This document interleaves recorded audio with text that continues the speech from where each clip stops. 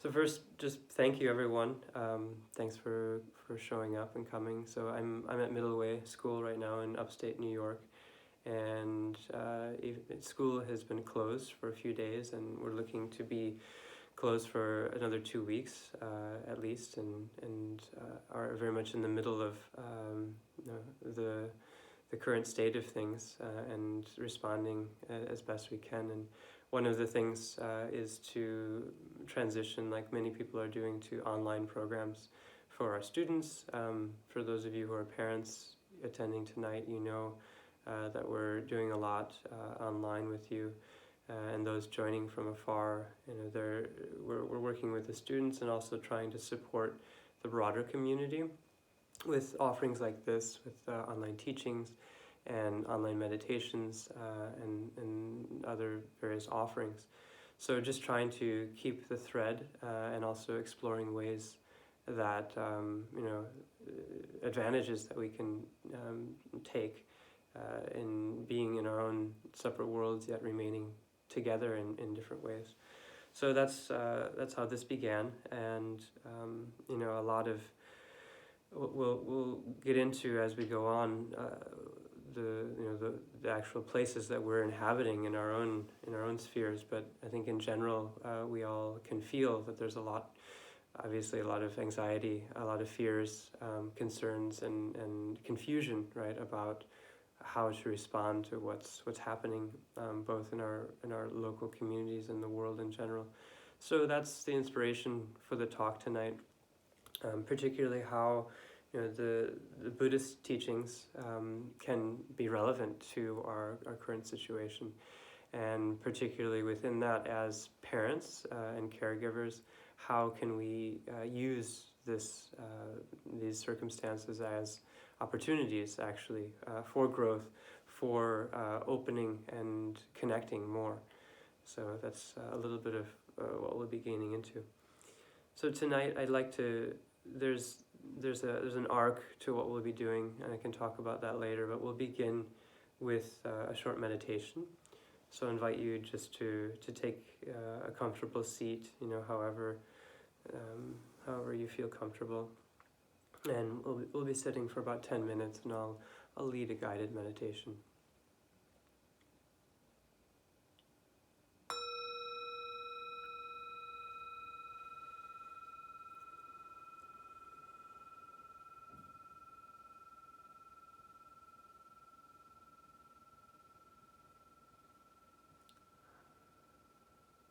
So take a few moments to come into your body. Notice the breath in the body.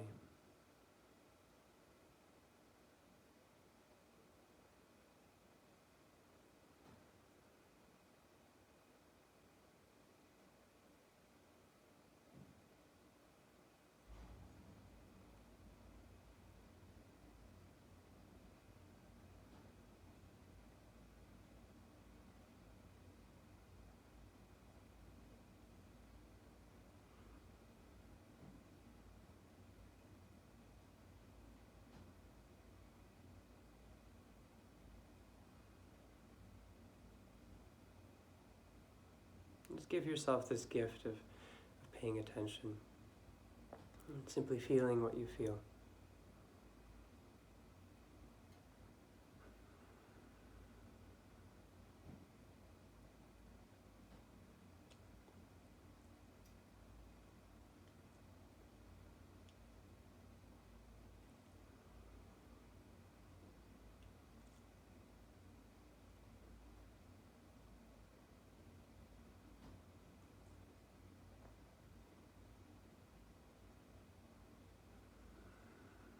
Bring attention particularly to your abdomen, your heart, maybe your throat. Just noticing any areas of tension, any places where there's a type of holding on.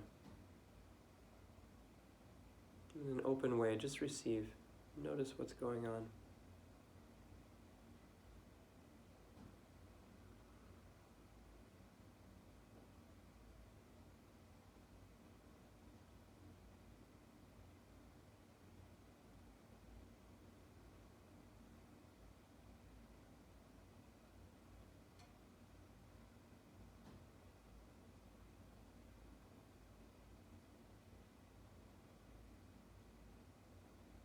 And stay with the breath in the body.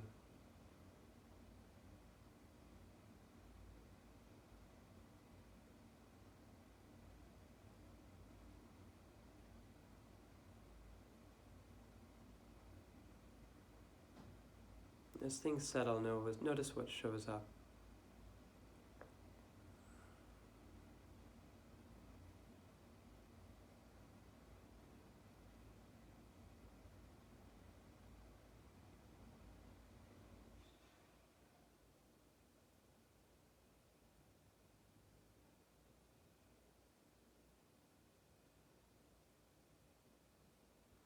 Now, no matter what we're feeling, whether it's pleasant or unpleasant or neutral,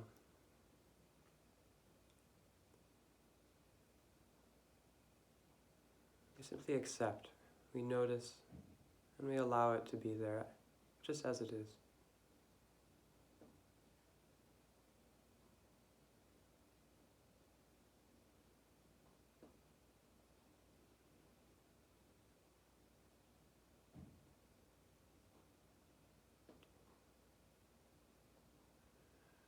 And from this place of presence, of acceptance,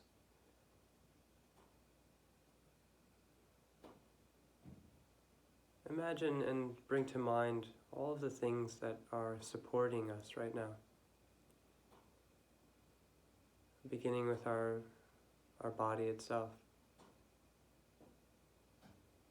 our relative state of health,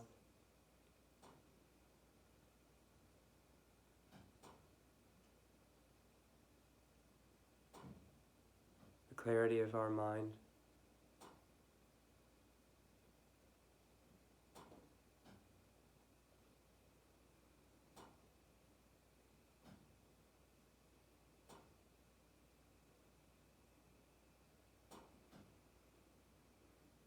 the resources that we have around us that supports our life. Food and clean water. And as we give rise to all of these things that are supporting us right now, connect with a sense of gratitude, of just simple appreciation, without manufacturing anything. Just acknowledging that we're being supported by a seemingly endless web of resources.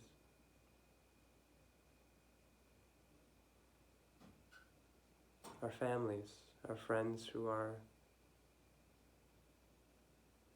connected to us.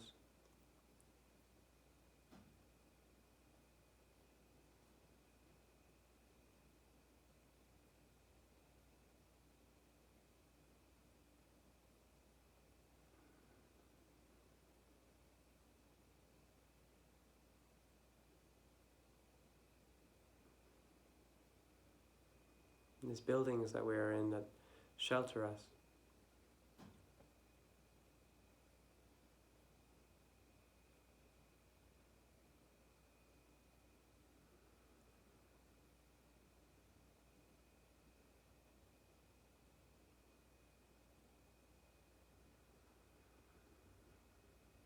And the countries that we are in that allow us enough freedom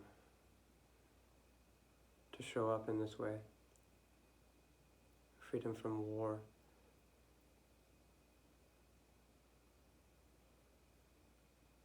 Freedom from danger.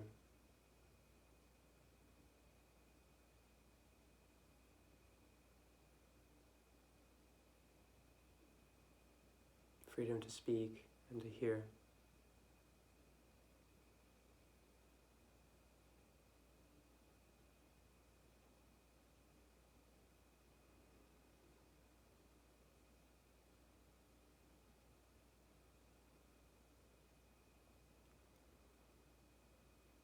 Also the natural world that supports us, where the elements are enough in balance and in harmony and pure enough to support life.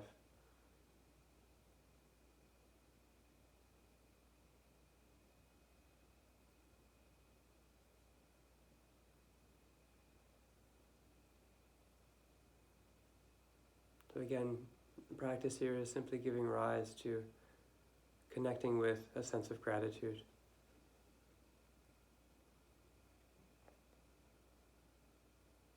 Acknowledging things that we otherwise take for granted.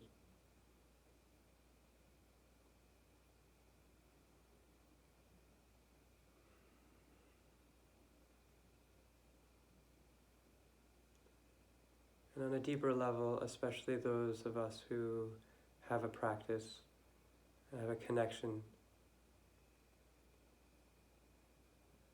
appreciating, acknowledging all of those teachers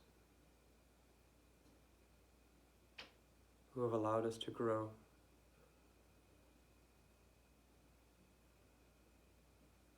And especially wisdom teachers who have connected us with deeper aspects of ourselves and reality.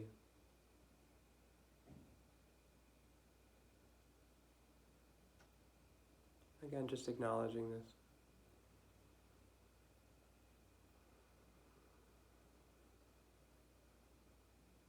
And that although we may be lazy, there's so much available to us now. So many teachings, so many practices that we can do.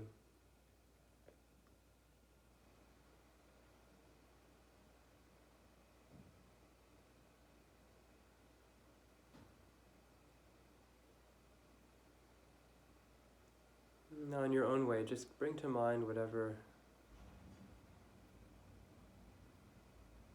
aspects of your environment and life that support you,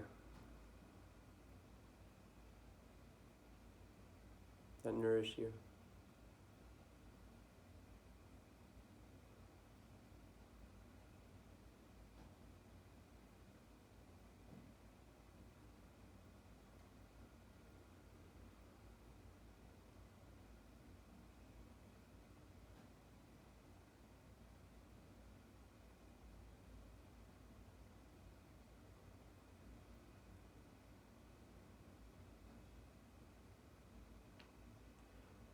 And finally, now look right in the midst of that gratitude, in the midst of that open-heartedness. Look directly into that space. It is vibrant. It is awake. It has clarity of knowing. But it's also spacious. It's free and open.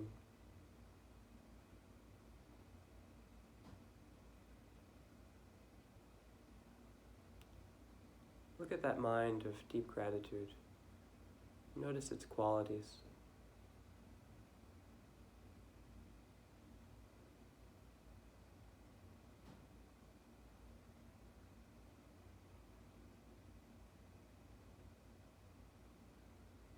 Let go of any kind of imagination, fabrication. Simply rest.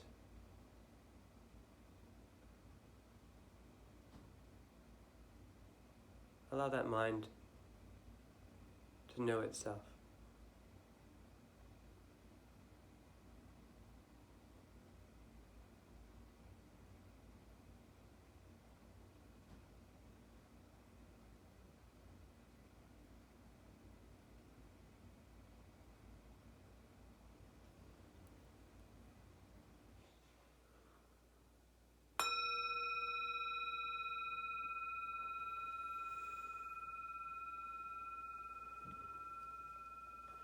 Okay. So just a brief introduction to what in the Buddhist world we call refuge, and that's a way of approaching refuge. And there's many different ways of talking about it. And the title of the talk tonight was Inner Refuge, and that has a particular meaning we don't need to get into. But in a general sense, inner refuge meaning looking inward at what is our own innate, our own inborn place of refuge. That which, when we look inward instead of looking outward and trying to chase, grab, secure, economize, manage places of solace, places of refuge, things to fill us up, instead looking inward and discovering, becoming acquainted with, familiarizing ourselves with that which we already possess, right? These qualities of mind that are inborn and inalienable, that can't be taken away from us. And so all of these things that we began by contemplating, the things that are supporting us, all of the aspects of our person, our relationships, our environment, and so forth. These are relative things that do support us, and they, in appreciating them and recollecting them, they allow us to touch an open-heartedness, allow us to become, to melt in some way, to open and relax into that space. And then on the basis of that, we can look and directly encounter what is there when we've relaxed all of the kind of seeking, the craving, and the fearing and the anxiety around what we don't have or what we might be losing, and so forth. When we allow that to relax, we can maybe just for a moment, catch a glimpse of something that is inborn, right? And in Buddhism, we call that our Buddha nature, our basic goodness, many different names and so forth. But refuge, in a deep level, really relates with that aspect of ourselves. But we'll be talking about everything. And so not only that, but especially as parents, how do we provide refuge for our children and whoever else we're caring for? There's many different things that we can and should do, but from this perspective, primary is embodying and modeling this confidence, this intimacy with our own Buddha nature, and everything flows from that. When we have that connection and when we nurture it through practice and through communicating with others who are also nurturing that, then everything flows from that, everything issues from that. All of the relative aspects of care and refuge that we can offer to others, our children especially, comes from that source, right? And we can't fake it. We can't sort of construct something and patch it together and have it and expect to have the same benefit and offer the same type of refuge. It has to be authentic, and it's not so much that we need to be enlightened to be able to offer that kind of refuge.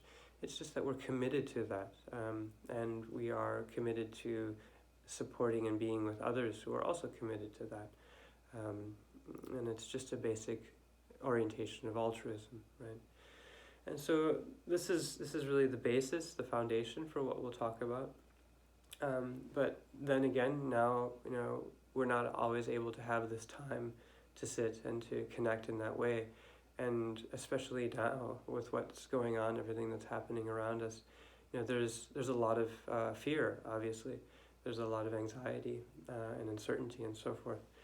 And I think let's just start. There's not that many of us, so maybe we can, you unmute yourself if you want to contribute something. But I'd like to hear, just in general, from you all, about what it is that you're dealing with and carrying day to day. What kind of fears do you have, or whatever. What is it that's going on? It's not. We're not looking for a monologue, but just very short, pithy. This is what I'm carrying, and speaking from the heart, speaking in an embodied way, offering that, and that can be a good point of departure for what comes next. So just open it up now, whatever you'd like to add. I, for one, I'm definitely concerned about my grandmother, who's old, and in general concerned, just a kind of nameless uncertainty that's in the air. I'm feeling it, right? And it's connecting, I feel it's connecting me with deeper anxieties that were there already before this unfolded. So, yeah. Anybody else? Hi, my name's June. Can you hear me? Yeah. Oh, now you're friends. So I'm dealing with sort of a two-parted joy and excitement, actually, for being home with my family for the first time in months, all together, having us all together, and sort of some excitement for not knowing what's coming, but also this deep kind of communal. You're talking about what's around us, the fear and the tension and the unknowing, and holding that. I live in a small town, so holding all that our community is feeling and all the older people. So I was feeling really overwhelmed yesterday. So I think the two main feelings are joy and overwhelm, and sitting with my 1-year-old and my almost 13-year-old. So that's all I'll say for now. Great, thanks, yeah.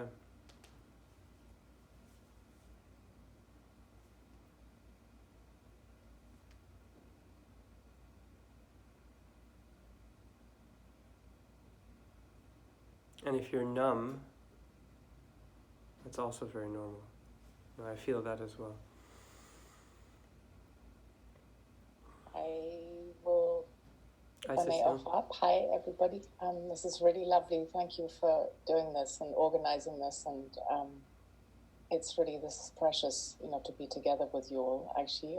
So I'm in New York and, feeling the kind of the city zing of what's going on and the worry. I personally have got some lung stuff going on for a long time that I can't be shaking off for some reason. So that kind of gives me some worry. And then I've got my family, my mum alone in Austria and my family in Europe, and I'm concerned for them. And we look after an 80-year-old man here too that kind of is fragile. So that worry is definitely also in the air. And then I do have a couple of friends in Italy, and some are sick, and one person has passed. And so the reality of, this in the bigger picture and what might be coming our way is definitely kind of, I just feel that weight at the moment. I'm trying to kind of be as kind to my own body and just being holed up here a little bit.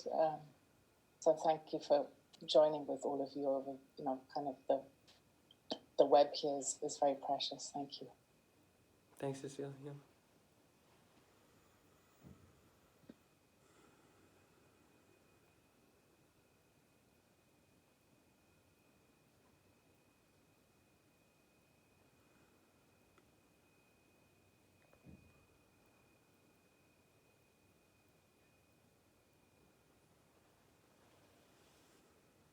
I'll just quickly say that I think you said your name was June.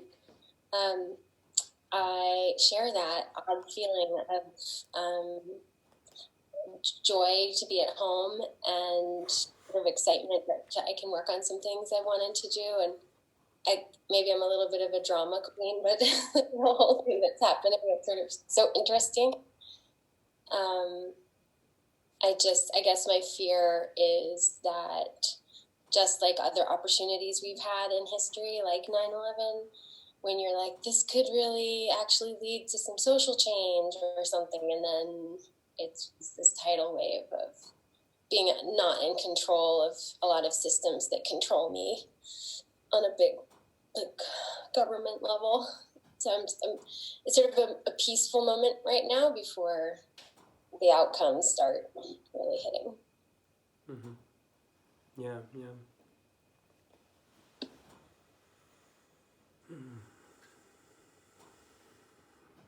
Good. Anyone else before we go on?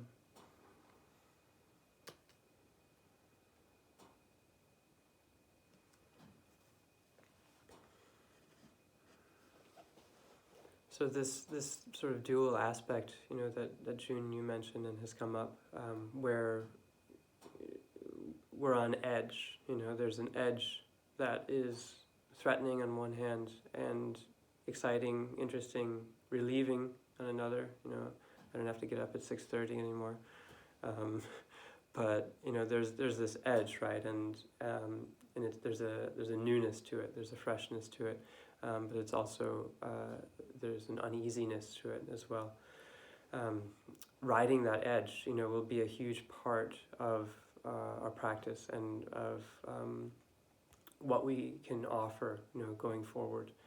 And our ability to actually ride that edge, generally, I think in most cases, is going to be derailed by falling into, I think for the most part, anxiety or fear, and as well a type of denial where the kind of freshness of that gets misinterpreted, and we get identified with it where we don't actually care, right? I don't know if any of us have this tendency or a problem, but it's another way of derailing our practice or our presence, right? Spinning out into anxiety, into worry, into fear, or disassociating, becoming numb, diminishing, denying, and so forth. In different ways that we can go. And I think before, that will be the main focus, of what I'm proposing as a practice and so forth. But I think before we go into that, I really feel, and I've been doing this in teachings that I've been giving recently, just as a matter of course, but it's becoming ever more important, I think, just to give voice to and to acknowledge that in this instance particularly, this is not an isolated thing, and it's symptomatic of what I feel is deeper issues going on, in our society, of course, but also in our world. And that I think that there's a lot of grief, basically, unacknowledged grief, and also grief that we may know that we have, but we don't know what to do with. And that when something like this arises, in the midst of all of that unacknowledged or unprocessed grief, it can be, doubly triggering. And I think for a lot of people out there, a good part of their suffering is coming from this kind of double heaping of trouble, where there's a pervasive uncertainty, there's a pervasive sense of things falling apart, and of the kind of sacredness of the world being desecrated in many different ways, and our own the sacredness of our own bodies, of our own selves, of our environment, the natural environment, of our relationships and so forth. You can go on and on, but it's there, and I think it's important to give voice to that, and also to be willing to talk about that openly, and not in a way that is just futile, right? Where that grief that we, I think on some level, are all feeling, and that uncertainty, then now when things like this arise, and of course more things will continue to arise, because that's the nature of the way that things are heading, we can meet them without being blindsided. We can meet them, knowing that this is our time, this is what our lives are becoming to be about, and this is our place, in a sense. And so expecting that. And that really begins with acknowledging the grief that we have, and being able to relate with it. And obviously we don't have time to go into that, but the way that I was envisioning this talk is very much inspired by a person I deeply respect named Johanna Macy. And she was a biologist and a systems theorist, but also a dharma person, Buddhist. And she's developed a program for working with all of this. That begins, it's called The Work That Reconnects, and it begins with gratitude, as we did just now, which is a type of refuge. And then it moves into this space of fear, of grief, of acknowledging what we're holding on to and losing and fearing the loss of. And by doing that fully and by working with fear directly, then insight arises. And on the basis of that insight, then we can take action. Then we can go out and go forth into the world and actually be able to enact change that is not motivated unconsciously or in some way by fear, that is not tainted in some way by unprocessed grief, that is not in any way limited by unconscious bias. And so that's really what I'd like to propose for tonight and the way that we move through these different topics. And so, when we do spin off or we do become derailed by fear and anxiety because of circumstance, because of overwhelm, there's a few different ways that can go. In terms of psychology, you can say that we fall into a stress response where we're either running away, contemplating packing up and driving to this or that different location or different country or whatever, which may or may not be wise. I'm not judging it necessarily, but there's an instinct to flight, to flee. There's an instinct to fight, which can be, a type of insouciance even, that we see happening all over in New York City right now. People just are defying and are not caring to do anything, right? They're just carrying on as usual, or even, amplifying their social contact, things like that. It's a way of fighting it. It's a way of denying it. And also we can freeze, we can contract, not into an isolation that is based in caring for others, but an isolation that is closing ourselves off from others, right? So, this very basic instinctual response to stress is playing out here, and all of these really derail our ability to stay present, right, and open.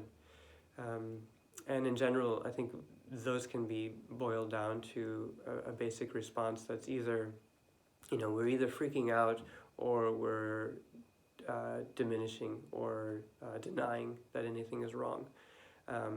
And oftentimes we're pinballing between these two, or we're in relationships, we find ourselves in a relationship where we're occupying one of these roles where the other person has a lot of anxiety, and so we're polarized, and we, even though we might not be feeling that way, we go to the opposite extreme and try to dismiss, the severity of what's happening. And we see this playing out, obviously, all over us, in the political world, in the social world, and so forth. This polarization between anxiety and dismissal. And the point here is that, as parents especially, these ways of spinning out, of exiting presence, are directly felt and are directly transmitted to our children and those we care for. Whether it's in the relationships that they're witnessing, or whether it's in the way that we're communicating to them. And again, all of this happens at different levels of development, whether they're very young and they're just feeling it intuitively, or they're older and they can comprehend, conceptually, that there is this danger and there are these risks and so forth. The way that we're modeling presence and the way that we're exiting from presence, either denying or being wrapped up in anxiety, that will translate directly into their development, right? And the way that they then in the future are able to show up in their lives, and the way that they grow or are inhibited in their growth. And so this is really crucial to notice, we as parents and caregivers, the ways in which we're relating to crisis. And again, I'd urge on a deeper level, global crisis as well. The way that we're relating to that is going to be transmitted and given to our children. And so it's really our responsibility, as much as we're able, to take our seat in that and to, first of all, acknowledge these patterns and take responsibility for them, these patterns of habits that we have.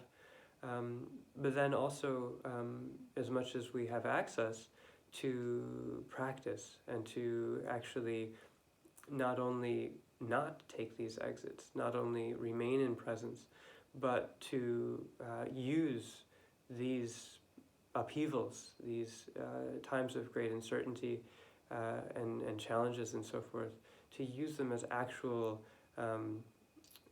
fertilizer, you might say, or as the very occasions for strengthening our presence and developing our capacity to care. And so there's a whole body of teachings within, particularly the Mahayana tradition that was preserved in Tibet, in particular, called mind training. And these mind training teachings have to do with it's called bringing adversity onto the path. So there's a sort of pith quote from the mind training tradition that says, when the world is filled with, the word is dikpa, but evil, you might say, but when the world is filled with negative circumstances, negativity, then bring all adverse conditions onto the path of awakening or of enlightenment. And so it's a way of, as Chogyam Trungpa Rinpoche talked about, leaning into the sharp points. So when life is presenting us with these barbs, the kind of the sharp points, of challenges and so forth, instead of trying to work with them or dodge them or whatever, we actually open to them and lean in, right?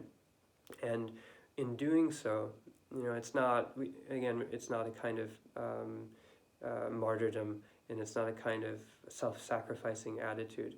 It's coming from a place of courage and confidence that we have within us this source of refuge, and that when we approach directly and bear ourselves to adversity fully, in full presence, that it can be transformed, that it can be the very occasion for developing our wisdom and capacity for compassion and so forth. So these teachings are really pertinent and beneficial for what we're relating to, and in terms of what I mentioned with the work that reconnects these stages of gratitude, of grieving or acknowledging fear and so forth, and now seeing with new eyes. This is all about seeing with new eyes. It's all about saying, this thing that's arising for me. For some of us it's a mixed bag, and for others of us it's very difficult. But in whatever case, if we can apply these teachings, we can turn the situation by approaching it, by leaning into it. We can turn it into an opportunity. And so, there's many different teachings within the mind training tradition about how to do that, about how to transform, how to turn adverse circumstances into opportunities. But they really all boil down to reversing the habit that we have of caring for ourselves, of cherishing ourselves, and instead cherishing others. In other words, they all boil down to an altruistic attitude that replaces ourself with concern for others, self-concern for altruistic concern. And so there's many ways of doing that. And so I just watched a video from one of my teachers, Mingyur Rinpoche, and he talks about this directly. And one of the techniques that he proposed that is in the mind training literature and teachings is to say to oneself, so I'm, first acknowledging one's fear, acknowledging one's suffering in whatever way it's arising, as we did in the very beginning tonight. And we say, okay, this is what I'm feeling. And then going beyond that and saying, now everybody, everywhere who is feeling like this, feeling this anxiety, feeling this fear, this uncertainty, this edginess, everyone who's feeling it everywhere, may my presence to this right now, may my feeling this fully act as a substitute for everyone else. May my process of fully showing up to my fear completely relieve all others from their fear. And just thinking that way. And what that does is it brings about a turning about in the seat of our heart, you might say, where suddenly what normally is wrapped up in self-concern, when we're wrapped up in our own preoccupation, suddenly it's turned around and we become focused on others. The very seed of what is difficult is the thing that bears the fruit of compassion. And so this is a really, that turning about is something that you have to catch. You have to discover how to do that. And in the beginning it may seem like a trick or whatever, but the more you become familiar with that type of thinking, the more we can really make use of this opportunity as an opportunity in itself. Another technique, which, if those of you who are parents in middle way school, we do a weekly meditation, and this morning we did one as well, and we'll continue during this period of closure online. And you can find this in other places as well. I introduced what's called taking and sending. We did a rendition of it, which I presented as welcoming and offering. And in the same way that this turning about, so whatever we're feeling, whatever we're noticing environmentally, whatever we're noticing in our loved ones, we invite it. We take it into ourselves and we welcome it. And we say, I will now take this on so that you can be free of it. And then we offer whatever benefit we have, whatever stability, clarity, love and care and resources we have. We imagine offering that. And there's a technique of doing that. And you can, if you want to go deeper, you can look up, it's called Tonglen, or taking and sending meditation.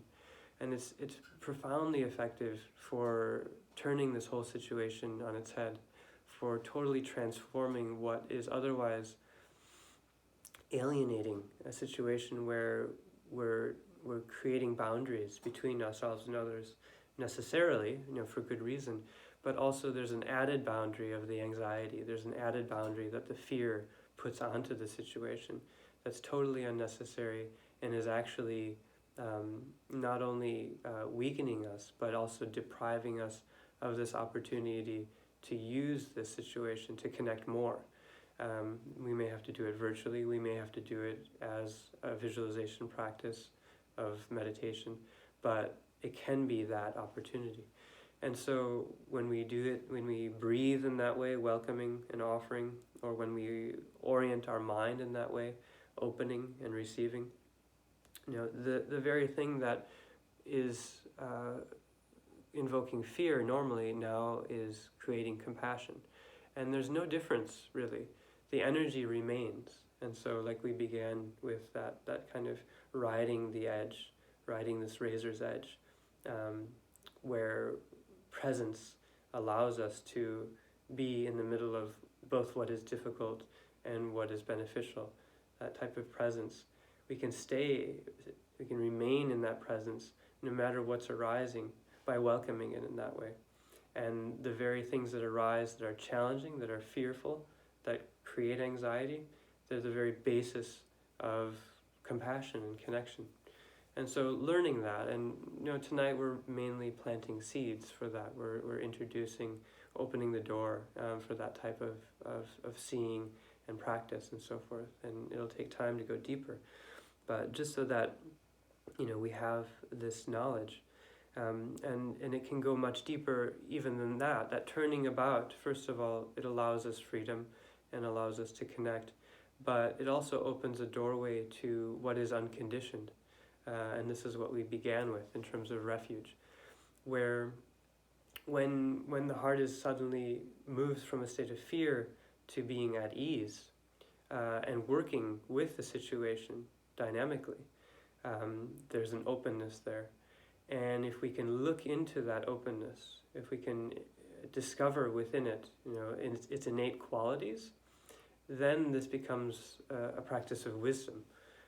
It's not only something that's connecting us with others, not only something that is allowing us to self-regulate, right, on some level, to feel okay, where before we weren't, but it can also open a door to something very profound, and it's a way of accessing that type of inner refuge, ultimate refuge that we introduced in the beginning, where we see that on some level, the more we're able to open and the more we're able to give, the fewer conditions we have, and we start to draw nearer to that which is unconditioned within us.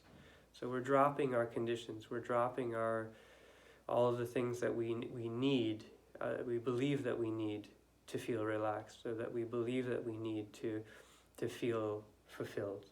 We're dropping these conditions more and more, and we're developing this kind of courage, what Trungpa Rinpoche talked about again as the kind of spiritual warrior, this courage that shows up that doesn't depend on condition and is able to offer unconditional presence. And so the more that we're able to become acquainted with that which is unconditioned, the more we can show up for others without hesitation, without reserve, and without conditions. And that gift of unconditional presence is really the supreme thing that we can offer to our loved ones, to our community, our society, and especially as parents. It's the name of the game in terms of growth, in terms of creating a holding environment for children, is unconditional presence, where we don't need our child to be this or that, and we ourselves are not harboring this or that, and so they show up fully in our unconditional presence. They grow. It's the best thing, basically, the best kind of environment. And so the more that we can become acquainted with that, the more we can actually offer this refuge to them, and really not only make use of this arising, this adversity, as an occasion for connecting and caring more, but also as something that connects us deeply with that which is within us that can't be taken away or can't be broken, the unconditioned nature that whether we're alive or sick or dying or dead is there, because it in itself hasn't been put together at any point. It's not something that was constructed or created. It's not something that has ever needed to be maintained, and therefore it's not something that can ever fall apart. And so this deathless nature, this unconditioned nature, we can find that in the midst of adversity. And actually, when things are going well, we don't really care so much because conditions are favorable. It's actually when things fall apart, generally, that we start to look sincerely and deeply at what is there that we can finally depend on. What is there that can hold us so that we can hold others? And so, just to sort of close here, there's another great quote that many of you probably have seen from Trungpa Rinpoche, talking about how this situation that we're on, that I talked about as riding this razor's edge in the beginning. It's also a situation where we found that we've just leapt out of an airplane and we're falling, free fall in the sky, and we're sort of looking for the parachute string to pull, and there's no parachute there, and we keep sort of grasping and looking and desperately searching for this only thing that we believe can save us, and not finding it, right? And so whether that is whatever, a kind of relationship that we might be looking for, with a kind of political system that we might be looking for. Capitalism, no, it's not going to do it. Communism, no. Socialism, democratic socialism, sorry, it's not going to save you, right? It's not going to be the thing that at the end of the day we can depend on. Whatever you can think of, all of the kind of compensations we try to hold on to in the midst of this thing called life that is a free fall. Noticing the situation of desperation. But then, the first part of the quote is, we're falling, we're in free fall without a parachute. And that's the bad news. The bad news is that we're in free fall without a parachute. But the good news is that there's no ground. And so suddenly, we realize that if there's no ground, there's no sense in trying to grasp for a parachute. There's no sense in trying to compensate for our anxiety of free fall by finding something that would just slow our free fall, that has no particular reference point of up or down. There's no ground, it doesn't matter. And that the very nature of groundlessness, the fact that there is no ground, is the saving grace, is the refuge. So suddenly now we are taking refuge not in something relative or temporary or something conditioned, something conditional. We're taking refuge in groundlessness itself, that which is unconditioned. And this is really the kind of, it's a very radical mindset. It's a very obviously courageous kind of mindset. But this is really the beginning and the end of the way in which we can offer refuge to others, right? So the more that we're able to show up in this way, where it's free fall and it's okay, and if we can show up to someone who is in desperate need, someone who is actually sick and suffering deeply, and offer that kind of groundless, unconditional presence, they will feel it. That will be beneficial. And similarly with our children, they know, you can't fool them. They know that something's going on. They know that things are not, as they seem, and that, things are falling apart in different ways, on different levels. They know that, but they also know when we are trying to avoid it, when we are trying to make up for it, and are trying to fake it. They know that too, and they can see through that, intuitively or otherwise. But they also know when we're okay with that. And they can see that even though things are falling apart, and even though there is this sense of the ground disappearing beneath us in different ways, that when we're okay with that, they're also okay with that. And at the end of the day, that's a sense of play. That's a sense of freedom, of creativity, and so forth, when we're relieved of the necessity of having a ground in some sense. So, all in all, we have to come back to, what is it that's holding us, and what is it that how is it that we're able to hold others? And if what is holding us is in some way temporary, is some way impermanent, is some way going to fall apart, there's going to be a desperation that remains within us. But if we're able to sense this holding, which, sometimes in the Buddhist tradition, it's space itself, it's this openness of space. But sometimes in the Buddhist tradition, it's called, the womb of reality. It's a very fertile space. Or sometimes it's called the mother of all Buddhas. It's the space that gives rise to all qualities of compassion and wisdom. The more we feel held and are at ease in being in that space, the more that then we can hold others, and especially our children, in a caring and a present way, and so forth. So, just to tie all this together, this whole process, if we have that sense of refuge in the unconditioned, great, that's amazing. Just try to stabilize that. But, for most of us, myself included, that's a very rare thing to find. So we have to start where we're at, and generally we're in a difficult place. day to day. And so we begin by acknowledging that and feeling it fully. And then we go from that acknowledgement to using the tools that we have.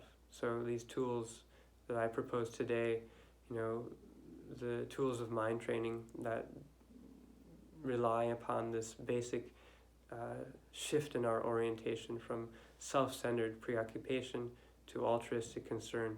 As much as we can do that, and whatever ways we can do that, we can work with the difficult situation that we're in and transform it into an opportunity for connecting more deeply, for being at ease, and then on the deepest level, for opening a doorway, for opening a window, an occasion to glimpse our unconditioned nature, to open into a kind of groundless and boundless way of being.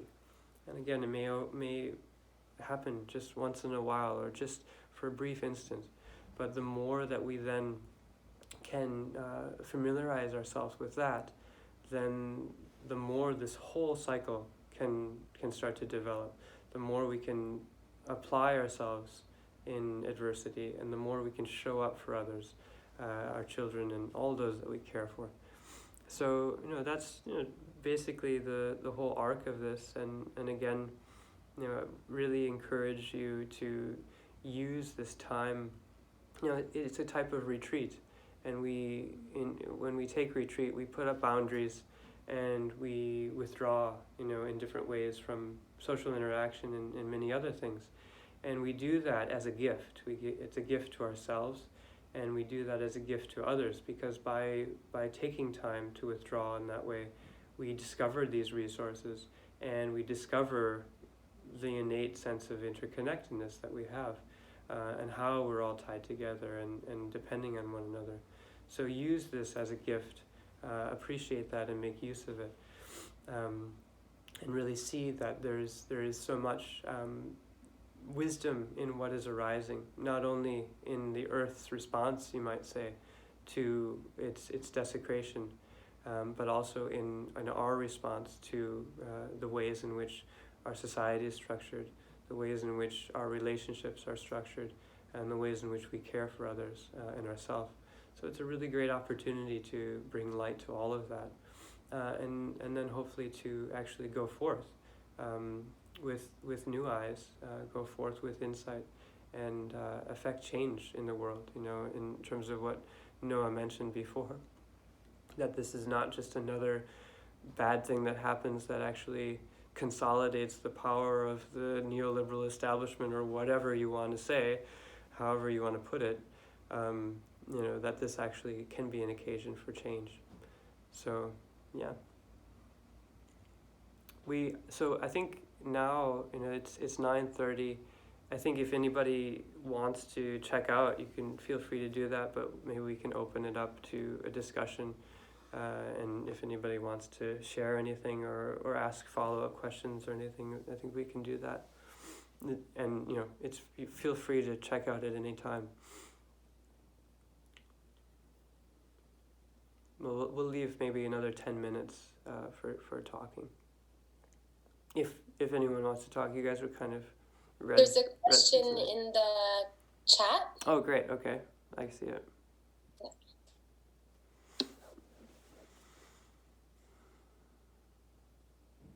I think everybody can see it, right?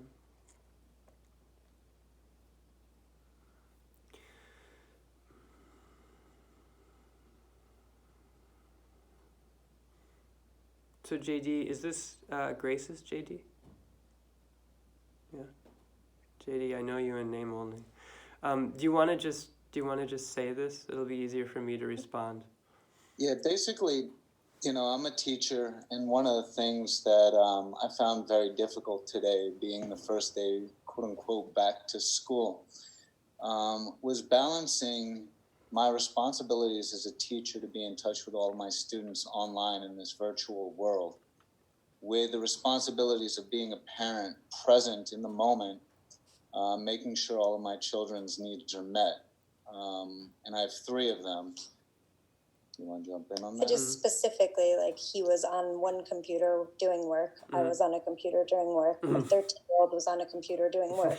3 separate devices that we were all had a responsibility to be at, while our 9-year-old and 7-year-old were doing schoolwork. And it just felt really like not anything like Being present. Present, for or sure. like taking this time at home to be a family. It felt icky. Yeah, of course. Yeah.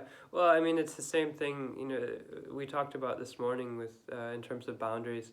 You know, you have to creatively create boundaries, impose boundaries in ways that develop presence more. And so, having a schedule obviously is a good thing. Setting aside time, particular dedicated times in the day for sacred activities. You know, as a family or one-on-one with your spouse or your children or whatever, but that there's a time when you connect on a deeper level, and there are also times when everyone zones out into the virtual world, and so forth. But I think it just comes down to intentionality and really devoting time to everything that needs to be done. And maybe there's too much, but we have to. It's just like practice in general. We always think that we don't have time to meditate, but then when we actually make the commitment and say, I'm going to do 5 minutes or 10 minutes, we always have the time, and then it actually creates time. It's the same thing here. You just have to impose the boundary around a time for sacred activity, whatever that might be for you, and stick to it and use it as it's all an experiment at this point, but we have to create schedules that really bring out the best. And yeah, it's not going to be easy, but anyway, not much of an answer, I'm sorry, but Thank you. Oh no, it's all an experiment. right. No. And I'd say also don't beat yourself up about it. Like, being present with the discomfort might be part of it, that it's just an uncomfortable day. The first day of this is weird. It's a weird day. But actually the fear aspect of it doesn't have to be there. Like, oh, this is a new reality.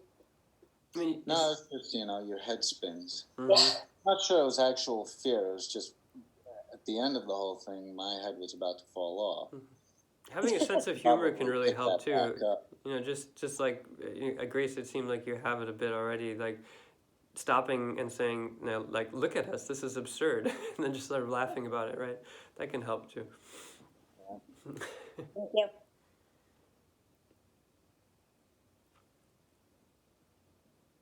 Good. Anybody else?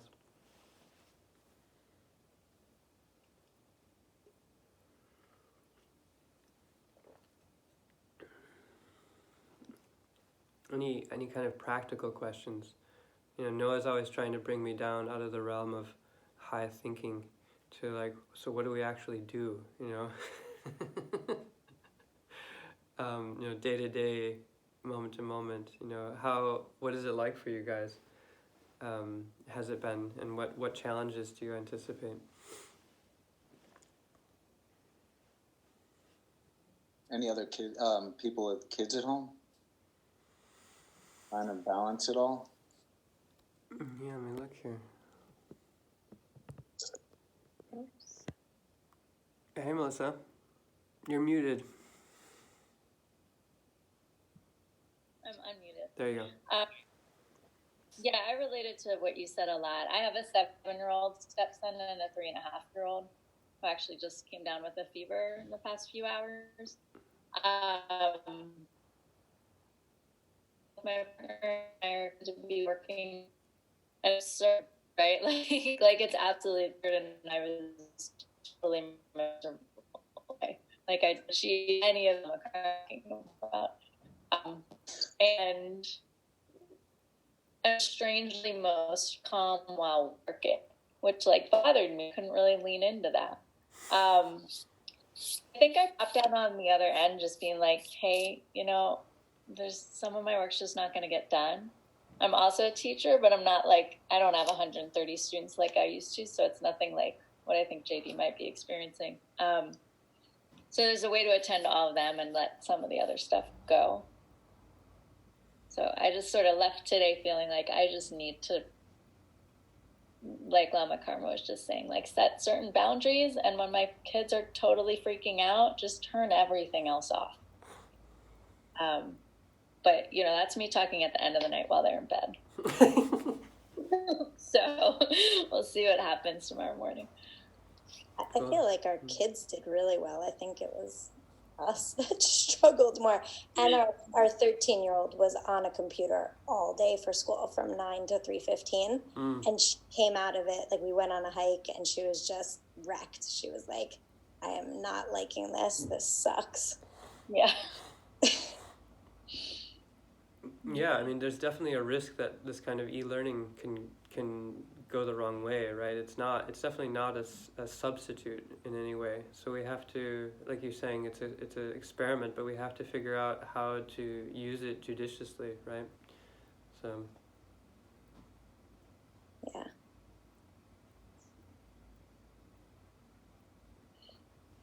But good. Anyone else? Maybe can I just ask you, maybe Kama, Yeah. Will you share some of the materials that you mentioned maybe throughout your talks? You brought up Joanna Massey or anything else that you were referencing. I don't know if there's like a little follow-up email or something that goes to the community of certain, Sure. Maybe Tonglen or other references that you were kind of speaking about. Yeah, Noah, if I send you something, great. Yeah. Thank you. Just like further resources. Thanks. Sorry, I kept renaming myself, but I was muted. Yeah, we can certainly send something out. And the recording will be made available, so we'll put it all up at the same time. Yeah. Right. Thank you. Karina says slowing down is the message. Slowing down? Slowing down is the message, yeah. Yeah, it's like, it just feels like on some level the earth is telling us just to stop. Like, just stop for, a few weeks, few months, whatever, and see what happens, And suddenly there's, clear skies free of pollution, and there's, things emerging, and, there's a lot of things that are appearing that wouldn't if the sort of frenetic pace was kept up, right? So, yeah. It also felt, just one more thing that I've been feeling around this is that some of these viruses, stem from the animal world,